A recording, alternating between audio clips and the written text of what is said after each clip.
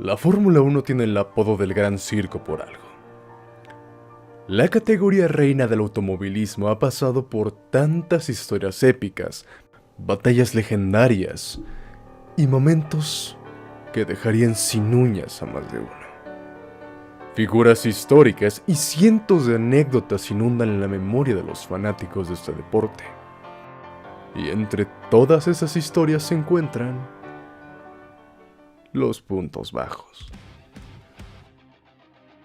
Todos aquellos momentos bochornosos y que las cabezas que controlan la máxima categoría desearían poder borrar de tu subconsciente. Amaños, peleas, corrupción, protestas y espionajes. Ha pasado de todo en estos más de 70 años de Fórmula 1. Y mi trabajo es traértelos hasta la comodidad de tu asiento. Iremos desde las polémicas más conocidas y que le dieron la vuelta al mundo, hasta aquellas que pasaron desapercibidas, o que en su caso, intentaron ocultar. Por eso, ponte cómodo, porque esto es Pifias, el lado oscuro de la Fórmula 1. Algunos lo llaman el Mónaco sin muros, y la verdad es que no se puede negar que el circuito del Hungaroring es uno de los más técnicos del calendario de Fórmula 1. Inaugurado en 1986 y ubicado en el pueblo de Moygorod en la región de Pest, este trazado de 4.38 kilómetros ha sido el responsable de varios momentos icónicos dentro de la máxima categoría, tanto dulces como infames. Adelantar aquí no es fácil y se requiere de una rapidez mental, un buen manejo de los neumáticos, una estrategia envidiable y, cómo no, un buen par de pantalones para destacar. Primeras victorias, debuts, accidentes, polémicas, todas han revoloteado la historia del circuito húngaro, y el día de hoy tocaremos un poco de todo eso, ya que durante 3 días todo se acomodó para crear una tormenta perfecta. Damas y caballeros, sean bienvenidos a Hungría.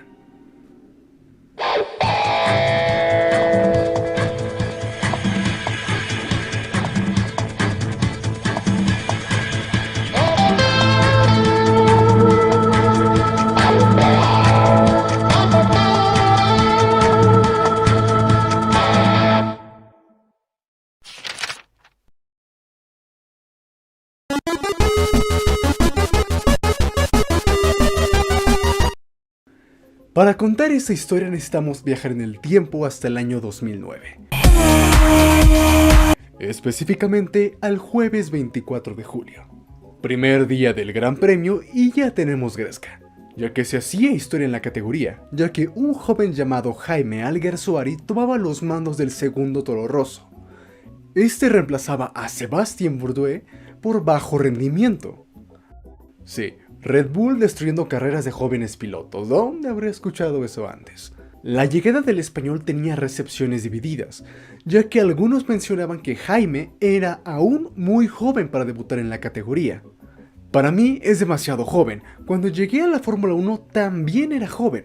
No sabía qué esperar del coche y cometí errores, pero la diferencia es que al menos pasé el invierno haciendo muchas pruebas, cosa que él no tiene. Fueron los comentarios de Felipe Massa, quien mencionaba esto porque el español no tenía ninguna experiencia previa con un circuito en un automóvil de Fórmula 1 y solamente había realizado pruebas aerodinámicas en línea recta la semana anterior al Gran Premio. A las críticas también se le sumaban Mark Webber y Jenson Button, comentarios que no pasaron desapercibidos por el piloto. Realmente no me importa lo que diga la gente. Yo solo hago mi trabajo. Hago lo que sé para ser honesto. Estoy aquí porque Red Bull me lo pidió. Y lo segundo es que sé cuál es mi objetivo aquí. Y es conducir el coche y no cometer errores. Luego hablaremos de tiempos y de velocidad. Pero no siento que sea un peligro. No realmente. Y al final es solo un volante y 2 pedales. Como todo. Ese es el objetivo, aprender y conducir. Aunque también había los que apoyaban a la introducción del barcelonés, como Sebastian Vettel y Fernando Alonso. Soy partidario de empezar lo más joven posible. Lo felicito y le deseo un futuro espléndido. Y hablando del español, el samurái se mostraba optimista al volver a Budapest, lugar que lo vio ganar por primera vez. Sin embargo, el Hungaroring es un lugar de sensaciones agridulces para el asturiano, abandonando en su primera aparición en 2001, pasando por una victoria en 2003, a un accidente en 2005, a una actuación suprema en 2006 con la pista mojada, que por culpa de una tuerca mal apretada le impidió llevarse a la victoria,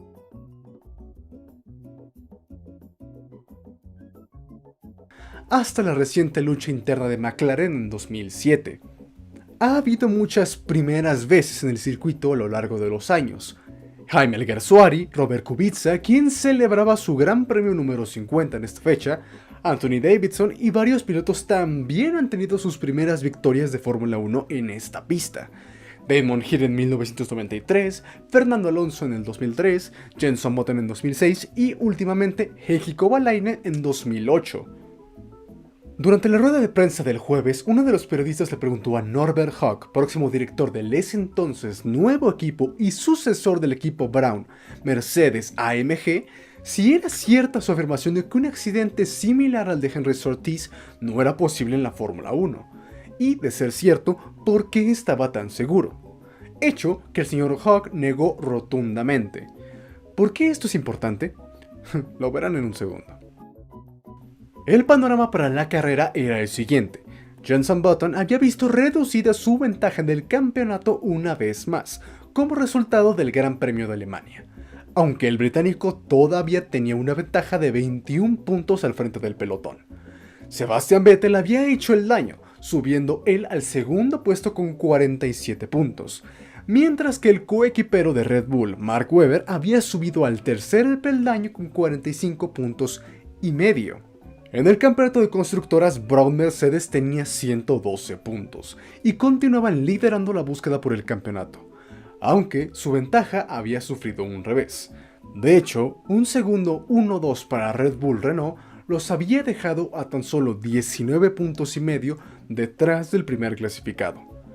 Sí, así es, esto es de cuando Red Bull aún no rompía todos los récords y los trofeos. Literalmente. Webber ganó la carrera anterior en Alemania desde la pole position, para reclamar su primera victoria de la temporada con 10 segundos de ventaja sobre su compañero de equipo Sebastian Vettel. Felipe Massa fue tercero para lograr su primer podio de la temporada 2009 hasta la fecha. El líder del campeonato, Button, solo pudo lograr un quinto puesto, luego de ser superado por el Williams de Nico Rosberg, quien terminó cuarto después de haber comenzado la carrera en 15ª posición. El resto de la parrilla se encontraba bastante apretado, y cualquier resultado podría significar un cambio en las posiciones.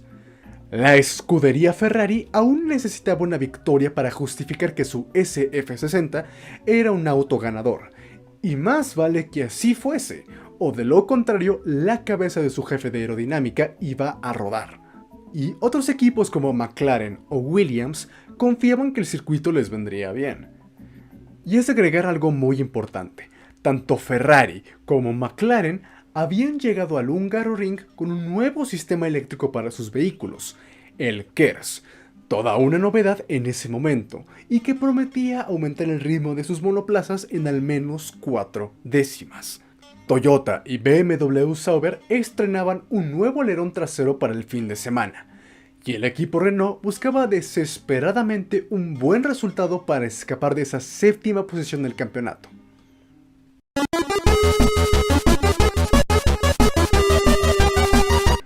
Llegando al viernes, las primeras 2 prácticas libres pasaron sin mucho ruido, nada más allá de que el equipo McLaren, que se encontraba sexto en el campeonato en ese momento, estaba liderando las sesiones, logrando sacar hasta 7 décimas con el auto de Brown.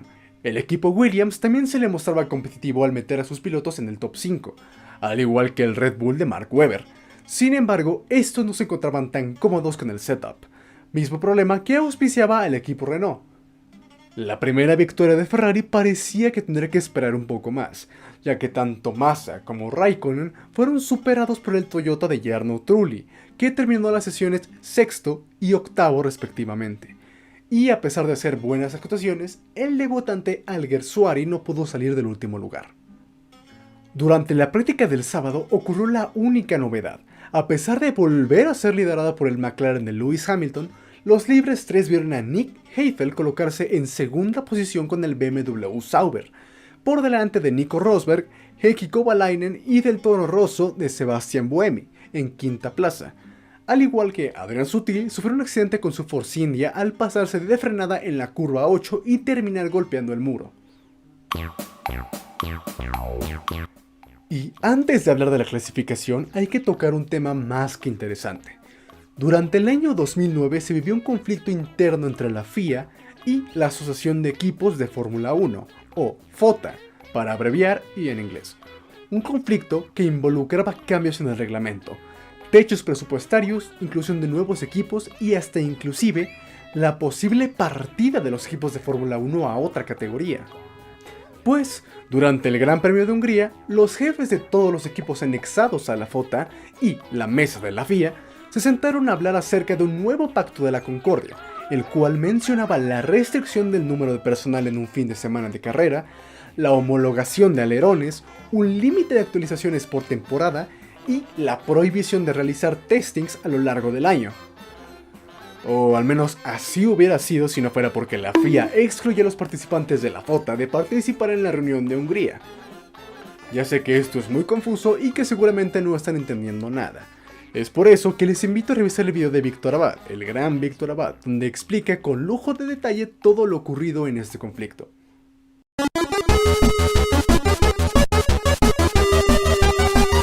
La clasificación no podría empezar si no es con unas polémicas afirmaciones de Fernando Alonso para The Independent. Alonso exclamó, y sin dudarlo por un segundo, que cree que la Fórmula 1 se encontraba en una situación terrible. Esta es la peor Fórmula 1 que hemos tenido en muchos años. Quizá la peor de la historia, por la política y todas las peleas. Necesitamos encontrar una solución lo antes posible. La gente en casa no entiende por qué Ferrari no está ganando. Ellos no entienden sobre difusores ni sobre el KERS. A ellos les importa el espectáculo. Y cada semana tenemos 2 o 3 comunicados de prensa, de la FIA o de la FOTA. Este no es nuestro diseño de Fórmula 1. Alonso también cree que el KERS y el alerón delantero móvil no han tenido el efecto deseado y se introdujeron esencialmente en un momento terrible. La FIA no puede hacer lo que quiera con las reglas, no puede estar cambiándolas todos los días. Necesitamos consistencia. Tienes que reducir el costo, pero paso a paso, y sin olvidar que esto es Fórmula 1. Esta es una nueva tecnología, esto es lo más alto en el automovilismo.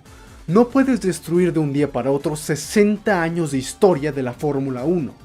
Ese verga es mi ídolo a la verga. El formato de clasificación es el que conocemos en la actualidad con la Q1, Q2 y Q3. En el primer compás de la sesión vimos a Rosberg encabezar los tiempos por delante de Hamilton y Webber, consiguiendo ser los únicos marcando un tiempo en el minuto 20. Alguersuari, que iba 19º a falta de varios minutos para el final, tuvo un fallo hidráulico que le impidió volver a boxes, por ende cayó al puesto número 20, después de que Sutil diera una vuelta más rápida que él. A los dos se le tuvieron que unir al margen los BMW Saubers de Heidfeld y Robert Kubica y el segundo Force India de Fisichella. Y es aquí donde las cosas se ponen tensas, o incluso más de lo que ya estaban. Arrancó la segunda parte de la sesión clasificatoria, con tan solo un segundo cubriendo los 15 pilotos restantes. Muchos pilotos marcaron sus vueltas más rápidas en los últimos minutos de la sesión, y fue prácticamente al final de la sesión donde el Ferrari de Massa, que en ese momento se encontraba sexto, se vio envuelto en un accidente muy grave en la curva 4.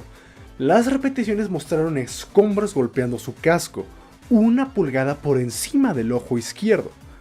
Esto mientras viajaba a 261 km por hora.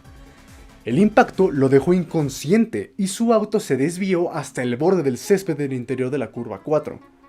Las imágenes on-board de su automóvil mostraron que tenía los pies en los pedales del acelerador y del freno, El Ferrari desaceleró con una fuerza de entre 0.6 y 1.4 G y chocó con la barrera a 100 km por hora. Después de que el automóvil se incrustara en la barrera de neumáticos, aún se podía escuchar el motor acelerando con el limitador, lo que indicaba que el pie de Massa todavía estaba presionando el acelerador aún después de chocar.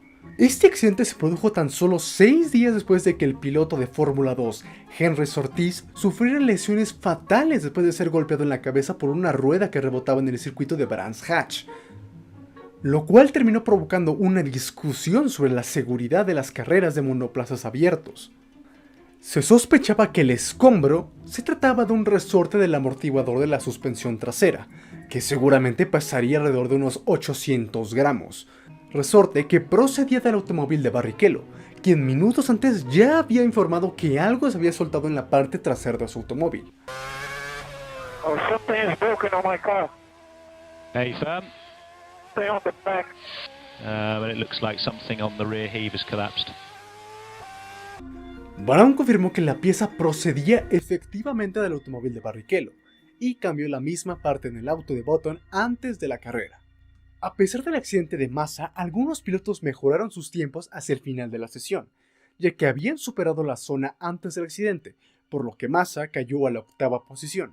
Button y Nakajima avanzaron a la Q3, con sus tiempos establecidos a pesar de la bandera amarilla en la curva 4 por el accidente de Massa.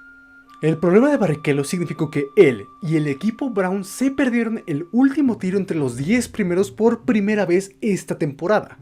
A ellos se les unieron Sebastian Buemi, Timo Glock, Nelson Piquet Jr. y Jarno Trulli. Aunque el tiempo de Massa fue lo suficientemente rápido para avanzar a la Q3, su caída lo descartó de participar en la sesión. Fue sacado lentamente de su Ferrari dañado y fue llevado al centro médico, donde lo estabilizaron antes de llevarlo en avión al... No voy a tratar de leer eso. Donde se sometió a una cirugía en el área que rodea su ojo izquierdo. Esto significó que solo hubo 9 pilotos en la parte final de la clasificación, que se retrasó 20 minutos debido a la gran cantidad de tiempo que se tardó en retirar a Massa del auto, reparar la barrera de neumáticos y revisar la pista en busca de más escombros. A todo esto, el mandamás de la Fórmula 1 en ese momento, Bernie Ecclestone, dijo: "Esto no es agradable. Pensé que habíamos visto el final de todo este tipo de cosas. Es una locura. Y todo esto solo unos días después de una muerte. Es muy perturbador". La condición de Massa se describió inicialmente como potencialmente mortal pero estable, pero mejoró rápidamente. Massa fue dado de alta del hospital a la semana siguiente, donde regresó a Brasil. Después de más pruebas, se decidió que Massa necesitaba una placa de titanio insertada en su cráneo para fortalecerlo para las demás carreras. Es entonces que se le pidió al consultor de Ferrari y 7 veces campeón del mundo, Michael Schumacher, que se hiciera cargo del asiento de Massa durante su ausencia, pero su regreso se vio impedido por lesiones en el cuello. El piloto de pruebas de Ferrari, Luca Badoer, fue confirmado como sustituto de Massa para los grandes premios de Europa y Bélgica, y fue después de esas 2 carreras en las que Badoer no logró sumar ni un solo punto, y de hecho hizo bastante ridículo, que el 3 de septiembre de 2009, Ferrari anunció que el lugar de Massa para el resto de la temporada lo ocuparía Giancarlo Fisichella, quien había firmado un contrato para ser el piloto de pruebas de Ferrari para 2010, y habría concluido su contrato con Force India a mitad de la temporada 2009. El equipo Force India, por ende, terminó subiendo a Vito Antonio Liuzzi por el resto de la campaña 2009. Como parte de su regreso a la Fórmula 1, Felipe Massa se sometió a una serie de exámenes neurológicos. La finalización exitosa de estas pruebas llevó al anuncio de Ferrari de que Massa, a partir del 12 de octubre de 2009, conduciría el auto de 2007, esto para continuar aclimatándose a las carreras. Massa hundió la bandera a cuadros en el Gran Premio de Brasil de 2009 y pudo volver a competir en la temporada 2010, entonces sí, un final feliz. Pero ¿por dónde quería llegar con todo eso?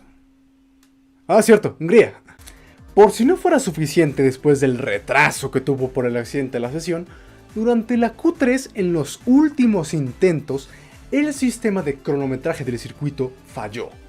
Problema que no se pudo reparar a tiempo, dejando a millones de televidentes y sobre todo a los conductores desconociendo el resultado final. Es por eso que tenemos estas imágenes de la transmisión oficial, del completo caos que ocurrió en el pit lane, donde absolutamente nadie sabía quién se había quedado con la pole. Y es por eso que podemos ver cómo los pilotos empezaron a preguntarse mutuamente por sus tiempos, para averiguar sus posiciones de salida para la carrera de mañana. Dopo 31 Gran Premi da Monza. 21-6. No fue hasta que comenzó el pesaje de los pilotos que el sistema de cronos volvió a funcionar. Y fue ahí, y solo ahí, cuando Fernando Alonso descubrió que había marcado el mejor tiempo, logrando así su primera pole desde el Gran Premio de Italia de 2007. Junto a él en la primera fila estaba Vettel, con Webber y Hamilton en la segunda fila. En la tercera fila se encontraban Rosberg, que estaba en cabeza momentos antes de que el sistema fallara, y se defendía del último ganador de la carrera, Heikki Kovalainen. ¿Y se acuerdan de Norbert Haug? Pues después de este error de cronometraje se limitó a decir que al nivel de Fórmula 1 esto no es aceptable. Ferrari confirmó últimamente que Massa se perdería el Gran Premio debido a su accidente. Esto significó que por primera vez desde el Gran Premio de Estados Unidos de 2005, una parrilla de menos de 20 pilotos participaría en un Gran Premio. Que bueno, esa carrera es para darle de comer aparte. También fue la primera vez que Ferrari presentó un solo auto en la carrera desde el Gran Premio de Francia de 2002, cuando Rubens Barrichello no pudo arrancar debido a problemas de encendido.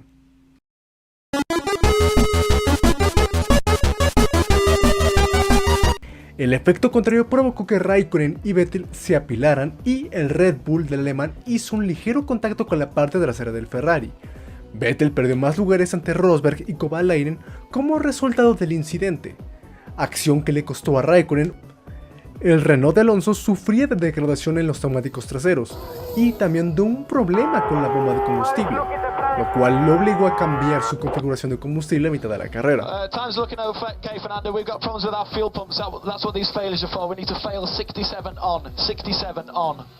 Alonso entró en boxes en la vuelta 12 y estuvo parado durante 6,4 segundos.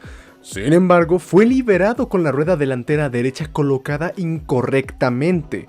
El conducto se cayó y la rueda terminó por separarse del auto en la curva 9. Alonso condujo el auto de regreso a boxes sobre 3 ruedas. La rueda que faltaba fue reemplazada, lo cual le permitió continuar en la carrera. Sin embargo, regresó a boxes en la siguiente vuelta, ya que el problema anterior con la bomba de combustible resultó también ser terminal. Mientras sus rivales se mataban en pista con Webber y Kimi teniendo una trifulca en el pit lane, llegando a casi atropellar a algunos mecánicos esperando por su piloto, Hamilton, que había heredado el liderato, pudo realizar su parada con una brecha entre sus competidores, pero una parada lenta le permitió a Kovalainen tomar la cabeza, seguido por Vettel. Pero la alegría duró poco cuando ambos pilotos entraron a boxes al final de la vuelta 21 para devolverle la ventaja a Hamilton. La lenta parada en boxes de Vettel le costó la posición en pista, ya que se reincorporó detrás de Rosberg. El líder del campeonato, Button, que estaba muy cargado de combustible al inicio, había mejorado hasta el segundo lugar en el momento de su primera parada en la vuelta 25. Vettel estaba luchando con su auto y Barrichello lo rebasó por la octava posición en la vuelta 27. Vettel terminó por informar a su ingeniero de carrera que algo estaba roto, por ende terminó entrando a boxes al final de la vuelta, desde la 11ª posición, después de haber perdido más lugares. Su equipo de boxes reemplazó rutinariamente el morro y echó un vistazo detallado a la suspensión trasera. Se reincorporó una vuelta atrás del líder y finalmente terminó por retirarse en la vuelta 30. El debutante Alguersuari hizo su primera parada en boxes en la Fórmula 1 en la vuelta 28, cuando corría en el 13º lugar. Glock también se movía en posiciones de puntos en esa etapa de la carrera, al usar la estrategia de un stint más largo de 32 vueltas. Buemi hizo un trompo en la curva 2 de la vuelta 38 y posteriormente se reincorporó al circuito detrás de su compañero de equipo. Hamilton no fue desafiado por el resto de la carrera e hizo su última parada en boxes en la vuelta 46 y volvió a casa para ganar su primera carrera como campeón defensor del mundo. Esta fue su primera victoria desde el Gran Premio de China de 2008 y su 10ª victoria en total. Y también la primera victoria para un coche equipado con KERS, con el otro coche también en segunda posición, siendo este el de Kimi Raikkonen. El Red Bull de Mark Webber cerraba el podio en tercera posición. Con el 7º lugar de Button, su ventaja en el campeonato de pilotos sobre Webber se redujo en 4 puntos, a 18,5.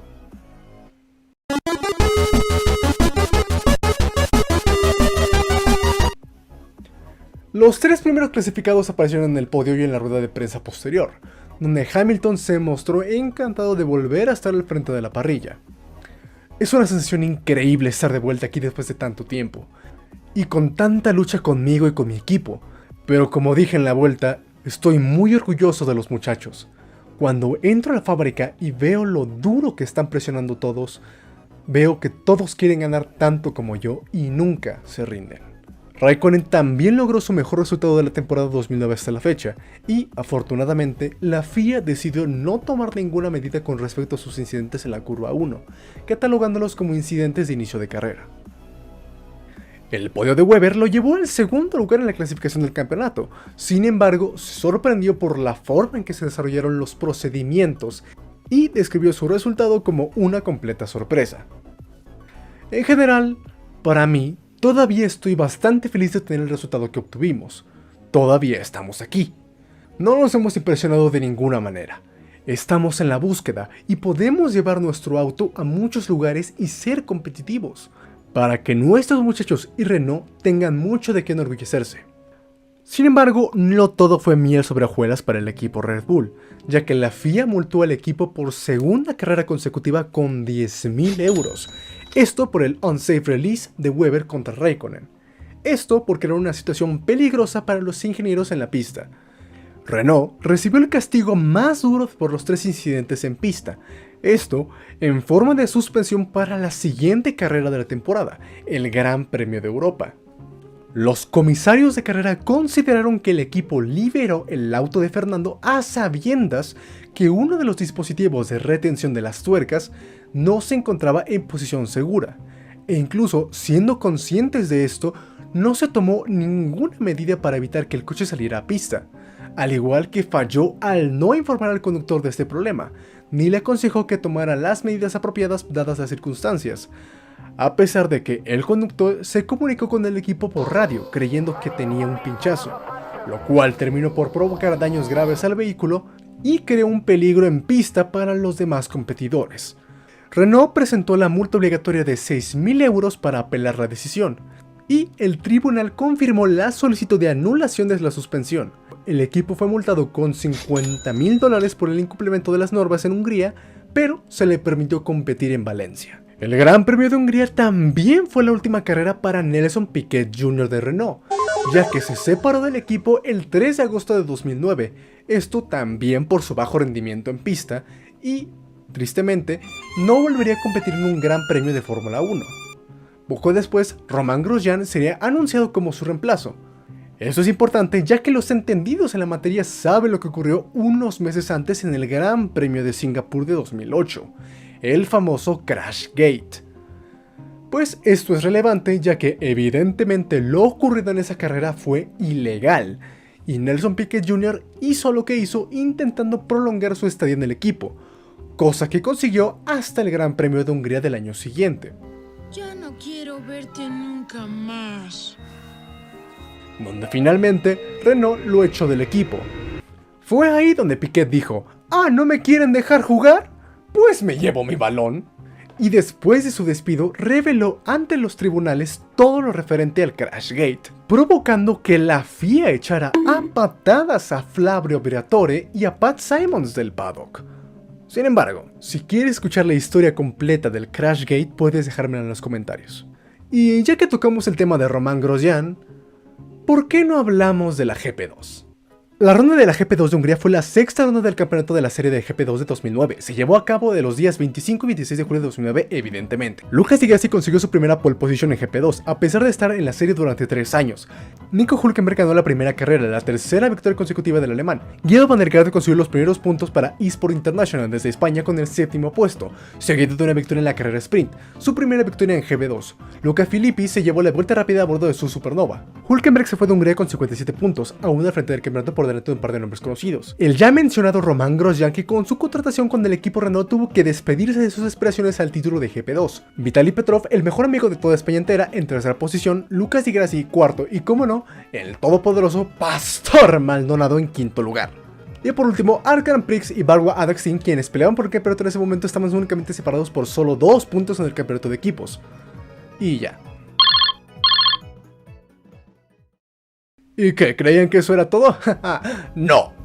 Ya que tan solo 3 días después de la carrera, el 29 de julio de 2009, BMW Sauber anunció que se retiraría de la Fórmula 1 al final de la temporada 2009, citando a los desarrollos actuales en el deporte como la razón detrás de su decisión.